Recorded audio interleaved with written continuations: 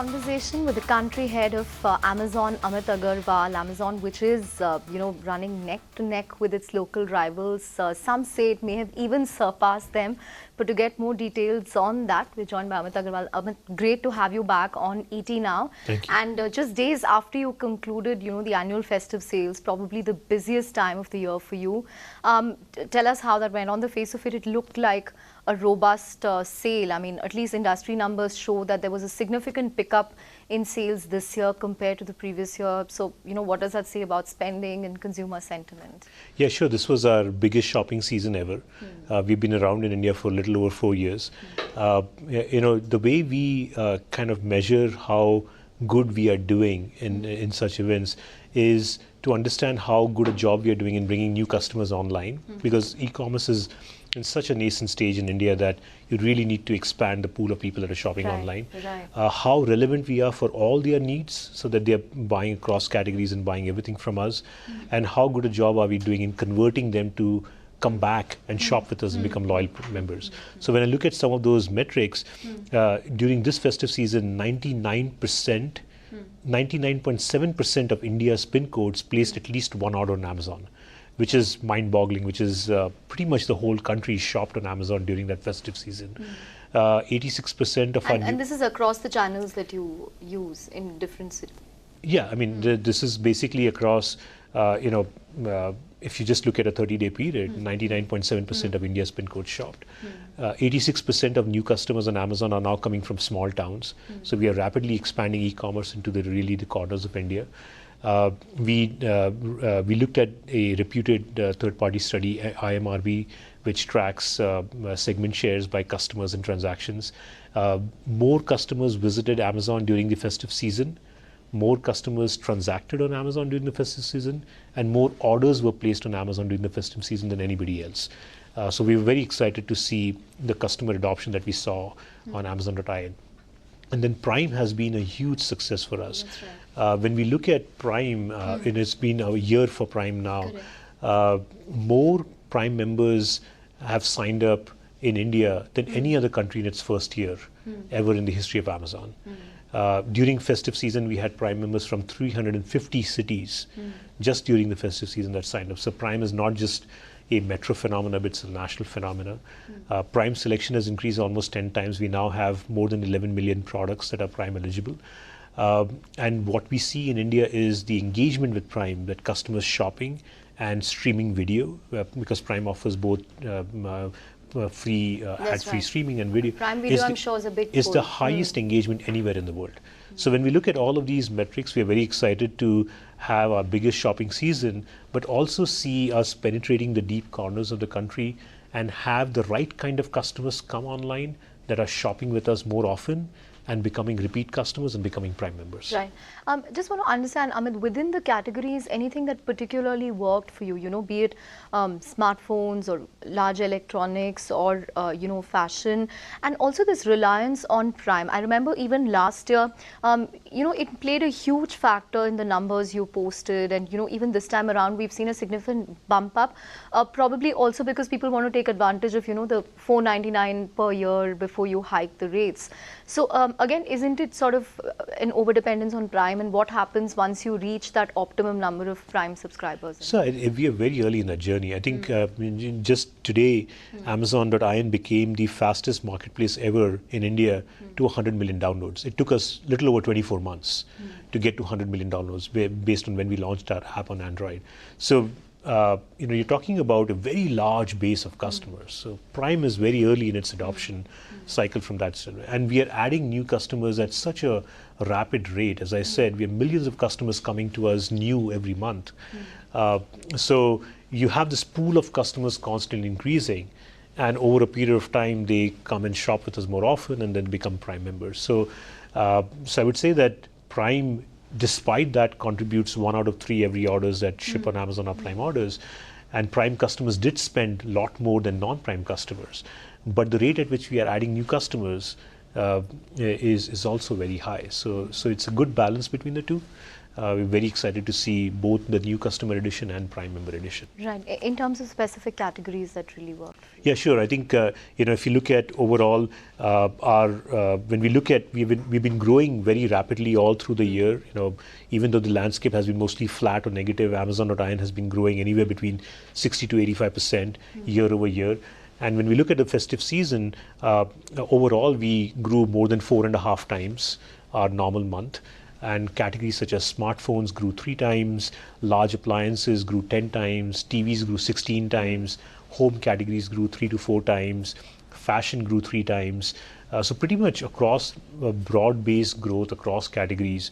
Even grocery grew 3 times. Baby categories, pretty much across the board. We see that often on Amazon that customers come and not just shop on one category, they shop across categories and build a broader basket. But yeah, I mean, smartphones, large appliances, TVs, and fashion were the more popular categories because of the nature of the event. Diwali being a time when people naturally tend to upgrade their home and what they wear. But we also saw great adoption in all the other categories. Right. And, you made an interesting point about how through the 30-day period, you managed to cover at least more than 99% of the PIN codes in India. Again, as you go to the smaller towns, do you see changes in terms of the ticket size per order? Does that keep coming down? What patterns do you see? Yes. I think e-commerce in India is very early in its life cycle. So I think as we serve customers, there would be these discontinuities that come in customer behavior. That's right. That you would need innovation. So one of the discontinuities when you get to 100 million and above is income levels change. Yeah. So we saw very strong adoption for customers using exchange to buy large appliances, exchanging their old refrigerator to buy a new refrigerator. Or using financing. We offered a holiday EMI that allowed customers not to have to pay any installments till January. So that was very popular. No cost EMI that is brought to them by brands and sellers so that they don't have to pay the initial cost of entering into EMI transactions. Those were very popular on the website. More than half of our customer service is in local languages. Because that's another pattern we see as we serve customers for smaller towns. They need help. And so we have tried to, both our seller services and our customer service, we have tried to bring in local vernacular languages. We have more than 6 languages that we serve customers in. So that volume has been increasing and becoming more than English. And we see that across the board, even in case of app downloads. I talked about how we got to 100 million downloads. What we see is in certain areas, the latency and the device type that customers have do not allow them to sort of have the same kind of heavy app. And so we actually have a light app that automatically downloads to their phone by just detecting what their phone is and where they are. So we've seen great adoption for that, and we see a lot of retention based on that. Also, we have launched this Project Udaan a while ago that provides assistance to customers that need shopping assistance that are in digitally underserved areas.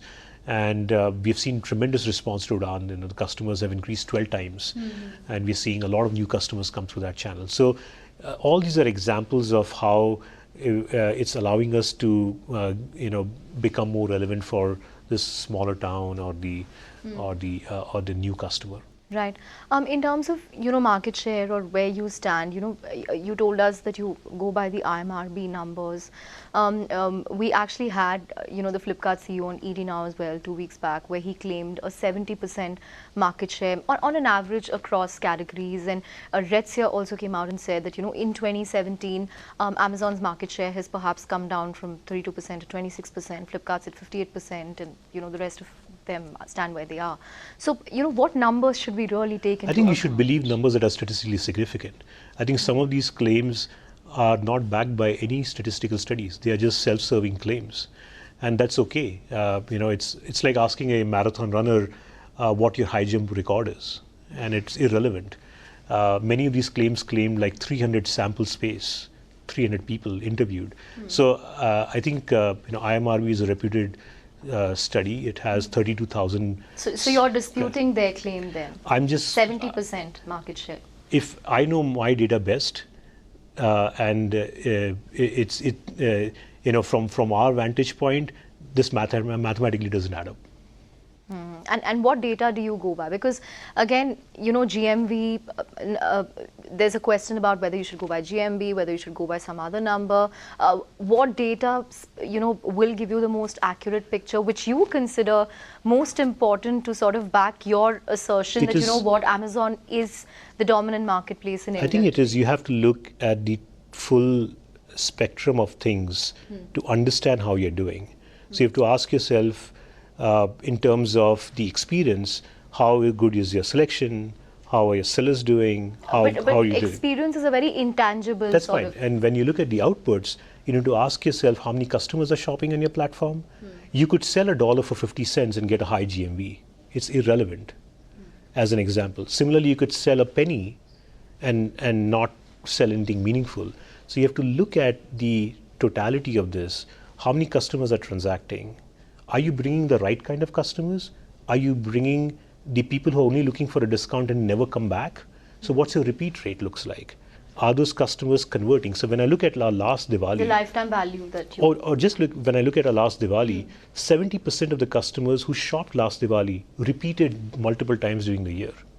That tells us that we targeted the right kind of customer, not just to sell an item, but to build a relationship. 1 out of 5 of them converted to Prime members. So you have to look at how many people are buying. You have to look at, are you really shipping orders? And you have to look at the value of what you're shipping. You can't look at these in isolation. And hence, when I look at these metrics, that more customers visited, more customers transacted, more orders were shipped, and our value is increasing 4.5 times based on a normal month, the totality of this gives me great comfort that we're building the right kind of business. So I cannot comment on anybody else's speculations. I can only comment on my data. And based on where I see our share of how many people are shopping, transacting, visiting, and repeating, I feel we are in a great shape. So great shape would be the dominant marketplace? I think, there are no really formal, unbiased third-party studies in India that track market segment share. As India matures, would you say your market share, say, exceeds 50%, or it's near 40%? I just said that our customer share, for example, per the study, is 44%. Our order share is 42%, and that is higher than anybody else. And we feel very excited about it.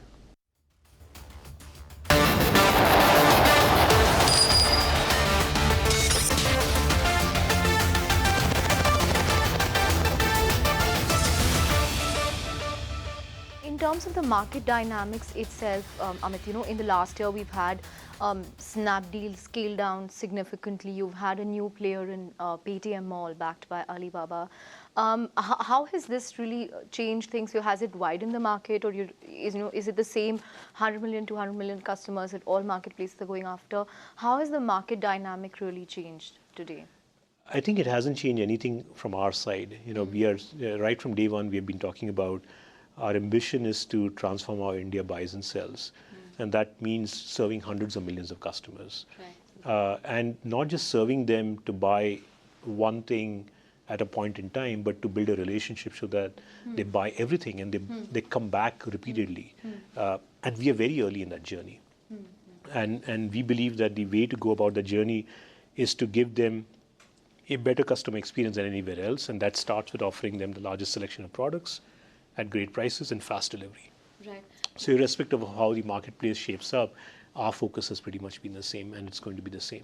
Will private labels be a big push going forward? I think you already have 4, 5. We already have private labels. Amazon Basics does very well. And now it accounts for, what, a quarter of your I don't sales? recall the numbers, but the most important thing that you need to look at some of these things is how they're rated, because that tells you whether people are happy and they love these. As I said, these are very early, and long periods of time you want to build things that customers love. Right. So when we look at Amazon Basics, when we look at Solimo, when we look at many of the brands that are there on Amazon, we are very heartened by the ratings that we see. And in their respective categories, they are among the top 3 brands in many of the categories. So we see good, strong adoption.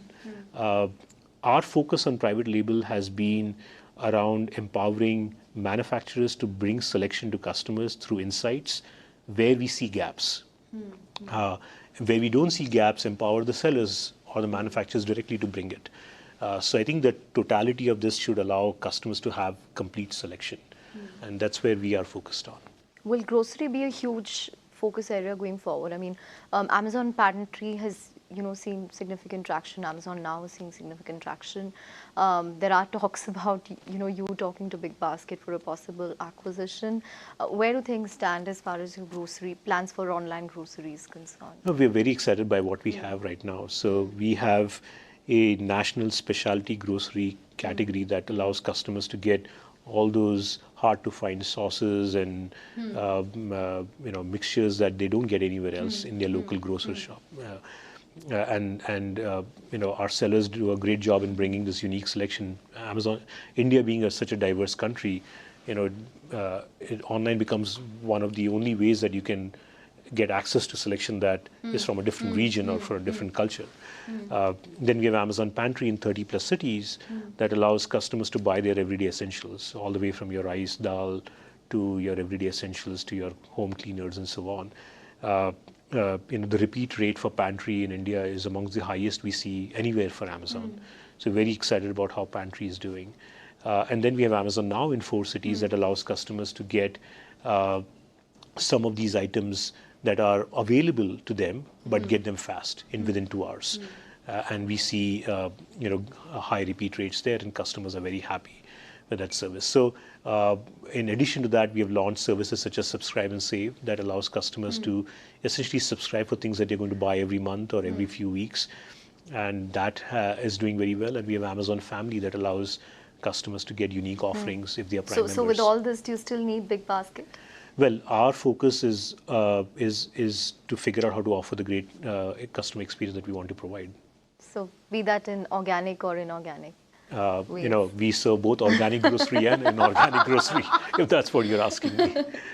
Okay, we look forward to it, whatever the outcome is. But on the devices front, Amit, lots to look forward to for Indian customers because, you've just announced Amazon Echo's launch in India. I mean, though it's now invite only, what sort of traction have you seen? I believe it's going to, officially, the shipments will start on October 30th. So when are you planning to open it up for everyone? What's the plan there? So I think it's very exciting. I think one of the big highlights for our festive season was to launch Amazon Echo. It's probably the first time artificial intelligence is being brought to the masses in India. So very, very excited to lead that effort on that front. It took a lot of effort from the team to get it. And AI also has a name, Alexa. Yeah, I mean, just to get Alexa working on local accents and local knowledge and have the skill set that is locally relevant, all the way from hailing a cab to asking a recipe to even saying Rajnikant jokes to playing any old music. Alexa does that for you. So I would encourage you to go and ask for an invite. At this point in time, it's invite only. We have received tremendous response, and we want to make sure that we are able to deliver on that response. So I think at the right time we'll open it up. That's going to be the next big driver for you, just like how Prime became a huge game changer for you last year. Do you see Echo having that kind of traction? Because a lot of Amazon shoppers are already familiar with Echo and how it's really panned out in the US. So do you expect that to be the next big driver after Prime for Amazon in India? I think Echo is early early in the sense that it would take some time for customers to warm up to the whole idea of voice-based assistant and voice shopping. It's the right kind of invention to bring to India. We love to talk, so I hope that Echo and Alexa is as successful in India as anywhere else. Right. Talking about the fintech space, Amit, I mean, Amazon Pay also has a wallet license. The RBI announced guidelines for, prepaid instruments last week. What do you make of it? A lot of wallet players are, think it's perhaps too restrictive because of the norms around KYC compliance. What is your own take as far as this is concerned? I think, in my opinion, given nascent life cycles of some of these things like digital payments and digital in general, anytime we add friction, we are probably not letting it grow unfettered in the way that we would want to grow. So in my opinion, uh, you know, we are better off letting the genuine customers thrive and having machine learning and technology figure out abuse than to try to build guidelines that are meant to put a big gate to only make sure the genuine customers go through. That's the power of technology. You can use a lot of intelligence and insights. You can balance friction and convenience. So I really don't have a specific viewpoint in that. I think any friction is bad. Will you also look at a UPI offering? No, Amazon Pay is an experience. Under Amazon Pay, customers can use their wallet, they can use their credit card, and they could also use UPI in the future. So absolutely, we are not trying to wed customer to a particular instrument. We are trying to have them identify Amazon Pay with an experience. And that experience is all about trust, convenience, so that we can earn their trust to use that experience wherever they go. So absolutely, any payment method that follows that kind of experience would be a fair thing for customers to get access under Amazon Pay. Right. Last couple of questions, Amit. In terms of omni-channel, it's again a buzzword that we've heard a lot, online, offline. How do you see this panning out going forward? I look at it as a buzzword, as you said. I really don't understand the real definition of what that means. But when I look at our seller acquisition strategy, we acquire a lot of local sellers to bring their selection online. Amazon Now is a great example of a local selection available to you in 2 hours. So in some sense, these are all ways to bring offline selection online. Udan is a very interesting way for a customer to shop offline for online selection. So I don't really understand O2O personally that much, but I would say that at the end of the day, we should look at what the customer need is, and whatever invention working backwards from the need that solves their problem would get traction. Right. In the last few weeks, we've also seen this new lobby coming up, India Tech, mooted by the likes of Flipkart's founder and Ola's founder, to sort of come up with ways to protect India-founded enterprises, so to speak, from global giants who are dumping capital. Is this a threat at all? What do you make of it? Or do you think there's too much of protectionism happening there the other way around? What do you make of this initiative? I don't know. I think I'm as much as an Indian that anybody else out there, and Amazon India is as much as an Indian company. And I think the startups out there are as foreign in their investment profile as any other company. So I don't really understand this. But our focus is very much on serving customers. We are committed to investing for the long term. I think the opportunity that exists for India is how do you make the investments in technology, infrastructure, innovation, so that more and more customers can come online. Sure. And just capital coming in for India, whether it's VC capital or other companies bringing capital, is so good for this country. It's just building more infrastructure. It's not just dumping capital. It's just solving so many problems for customers. That free flow of capital is just good for the country. Right. Finally, Amit, at ET Now, we've sort of built a brand construct around Rise with India to really tap into the India potential and, tell people more about the platform they must have to really rise with India, to, improve their lives along with India. Amazon's been one of the biggest, investors in the India story, the $5 billion investment outlook you have. And, Jeff Bezos was also very bullish when he came out in 2014. Has that changed at all? Because in the last few months, at least, we've seen some signs of pessimism creeping in on the growth story, on various parameters. What do you really believe about the India potential? What does it mean for you? I think first of all, pessimism and skepticism and optimism comes in when you're running a very short-term outlook business. I think when we launched, we talked about 15 years, 20 years time frames. Such long periods of time, you don't really get too excited or too depressed.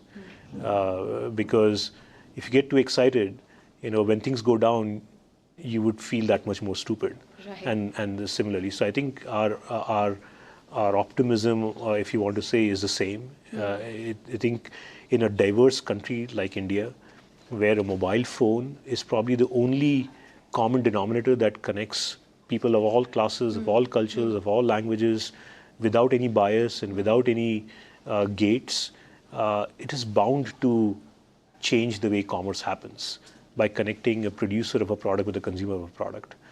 And India is no different than any other place on this earth that customers would resist that.